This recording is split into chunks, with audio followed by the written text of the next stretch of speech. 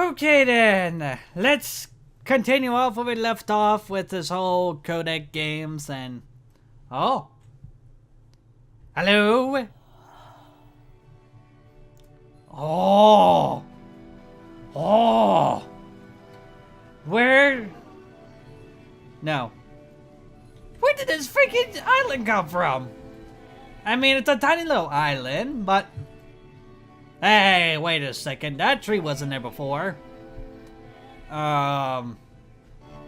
Okay. Hello, tree. Is that a person? How lovely. It's been a long time since I talked to anyone. What's wrong? You look lost. It's just... When I try to create, I feel empty. I feel lost inside, no hope, no way, no ideas how I want to create everything. When I try to create, I feel empty. Oh no! What's happened? Did something change? I'm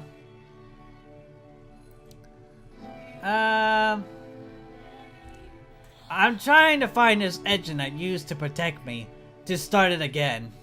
But on the inside, I feel like no one's there for me. Wait, you're looking for a machine? I think I know where it is. It isn't far. Where is it? You have to take me to it. I need to see it. Oh God. Okay. Where's this machine talking tree? I can do that, but this game featured Coda talking explicitly about his creative frustrations. This one turns it up to 11. Now, put yourself in my shoes playing this. Here's a friend whose work is exhibiting signs of struggle, frustration, anxiety, depression, even. And yet, still, he keeps making games. He keeps throwing himself into the grinder even when he clearly doesn't have the energy for it anymore. Why? What is it for? Woo! Alright, take me to the machine! From my perspective at the time, and just what I knew of him, this was a result of how isolated he was. He was in his own little bubble, just sitting at his computer all day, not really showing these games to anyone, not releasing them onto the internet, and so he didn't have anyone outside of himself to connect with. He had no outlet to ground himself on. And next step, we need to close the door. Now you have to close the door. And voila! There's a third switch. Alright, what's next? Now, just press the switch right here. Excellent. Voila! That's so simple. You can't talk yourself out of loneliness. It doesn't work that way. You can't be the one writing both the questions and the answers. Then there's no movement. Then there's no circulation. If all of your anxieties are being channeled into your work, then if the work ever fails, you have no backup and you're just going to crash. But these are just some words in the wall. Trust me, you'll see. You have to say that your work is fun and easy. You have to say that game development is simple and joyous and that you love it 100% of the time. Sure. Okay. Sure, making game is easy. What happened? And what's with the sobbing and the crying? Ah, that feels wonderful. But it wasn't true. Don't worry about it, it just keeps talking. Keep saying that creation is easy. Okay. When I make games, I feel energized and the whole world's gonna blow up in a matter of seconds. Seeing this game at the time that he made it, it looked really unhealthy to me. I was watching him do this to himself, and I hated it. I hated seeing him so trapped. It's like, video games are not worth this amount of suffering. This is someone I really cared about. And I used to get so much joy out of seeing him create. For him to suddenly become angry and frustrated like this, it was the worst thing for me. My God. So I have to... This is what I felt at the time. I don't know how else to explain it. I wanted it to stop more than anything. I had never felt so rotten. I needed more than I had ever needed anything for this to stop. But there was a lady But it in... didn't stop. After finishing this one, Coda takes another 7 months and comes up with a new game. Hopefully it's something better than a lady crying from the distance. She looks so lonely in that one little cage. It looked like a prison to her. She was trapped and lonely. Alright, so May 2011. The machine. Alright, so where's this machine? Oh, hi, buddy. Ma'am, glad to see you arrived safely. We've captured the machine. It's waiting for you now. You can begin the interrogation whenever you like. I intended to be quiet. And why am I a lady? I thought I was a guy the whole time. I didn't even know I was a lady. What a pity. Just be warned that someone called a press, so we might have a bit of attention on this one. Also, one more thing that you should know about the something. Okay, I didn't read it. Hello! Alright. Stop. Stop with the flashiness. No. Not today. Maybe another time. Okay. Anyway, moving on. So this is a machine, huh? So. And of course, it's the machine. That's a really weird noise. So. You stopped. You stopped working on me. You stopped feeding us. Your work was keeping us alive. Yes. Your work was keeping us alive. How could you do such a thing? Those people out there, can you imagine what pain you put them through? So here's what needs to happen. You need to go out there and apologize to them. Go on, machine. You got that big happy smiley face on you. I can see it through your eyes. Think carefully. I know how to hurt you. I know how to end your pain. Trust me, we don't want to go to that side, shall we? I mean, just think of all the dark things. Fine. I will speak. Come on. Oh, why must the phone ring every time? Alright. Speaking of the peeps. Hello. Press. I got news. My followers, my marshmallow peeps, hear me out. It falls on me to deliver a bad message. This machine will... No. The machine refuses to admit that it deliberately hurts us. But that is not the point. We are stronger than it thinks we are. Let us pay retribution. Follow me. We will destroy everything that the machine has created once and for all. Let's roll. Where's the machine? What am I doing back on stage? Hey! Oh, God. Okay. Oh. Oh, okay. You see what you did, developers?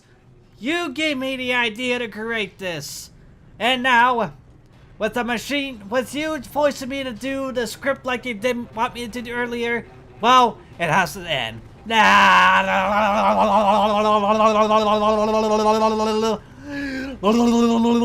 the work is becoming self-destructive. And I'll tell you, at the time that I first played this game, shortly after he made it, here's what I'm thinking to myself. I'm thinking that Code is stuck in his own head, and that it's having a very negative effect on him, and that all he needs to do is just start showing his work to people, to get some actual feedback on his games. It might get him out of isolation. Isn't that what you're supposed to be afraid as of? I'm thinking this, I realized that I could be the one to initiate it. Because it would never occur to Coda to start actively soliciting feedback, so what if I did it for him?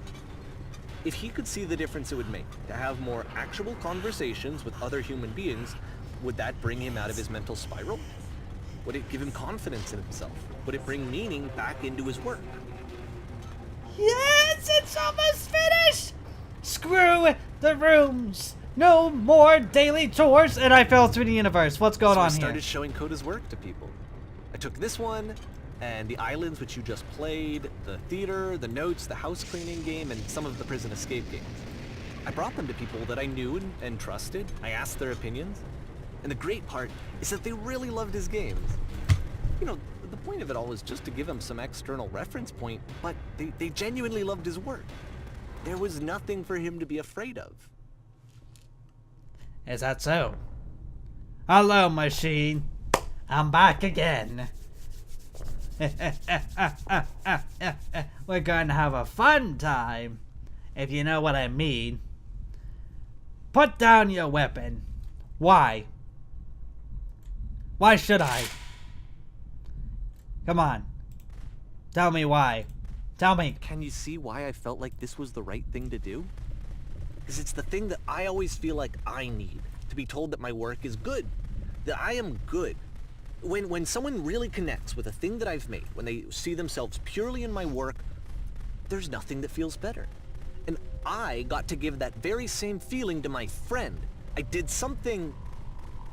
I really felt like I'd done something good, like I was a good person. I felt like there was a friend who was in trouble and was unhappy and maybe didn't like themselves, and I could fix it. If I could give him this gift, maybe I could fix the problem. When they told me how much they enjoyed his games, it was the best feeling. It was the absolute best feeling. It made me feel so happy. So beautifully, beautifully happy. Alright, did I finally kill the machine? That took a long time to kill that thing. I'm surprised that thing did not blow up.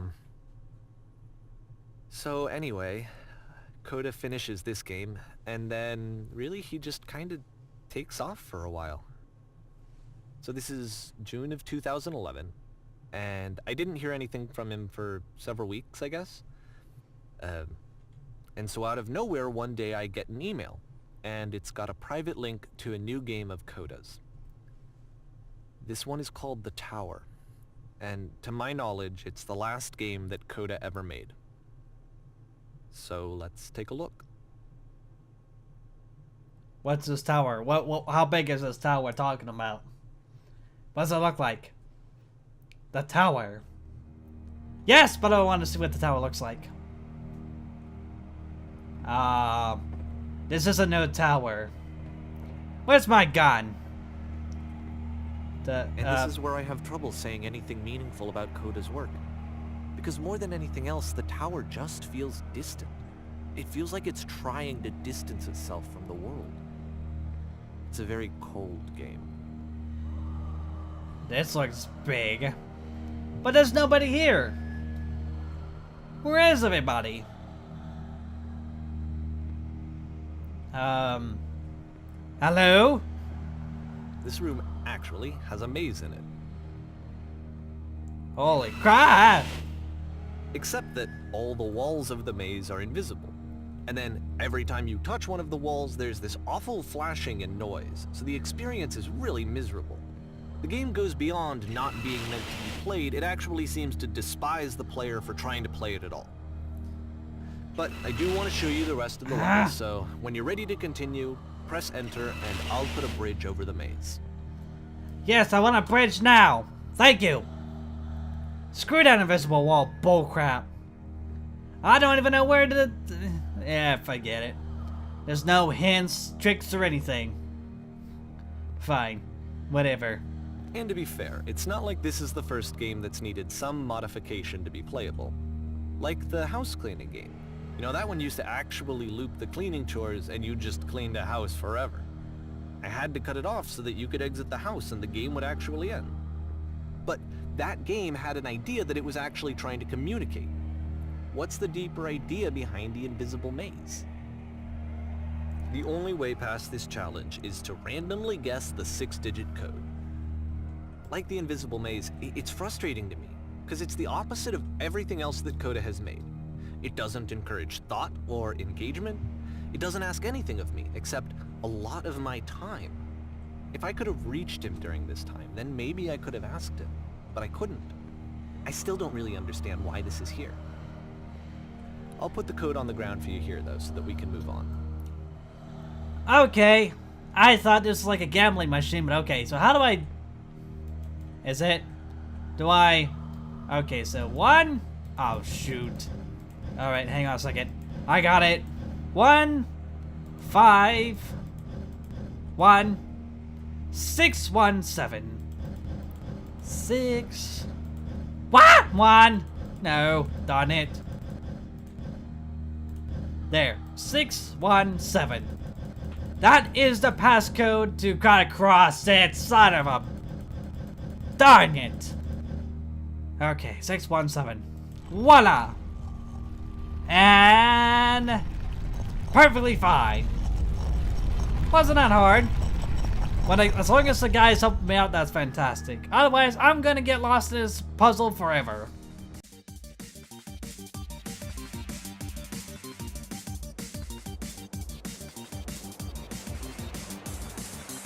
What's happening? Alright, the program is beginning. Please. In this scene, you will be playing as me. We are at a gathering of professionals. First, you will start out learning against this wall. Or leaning against this wall, I am so sorry. Son of a bitch. Why is the last level so damn freakishly hard? Stop it! I don't understand why. He just kind of slid off. Don't do that to me. Stop it!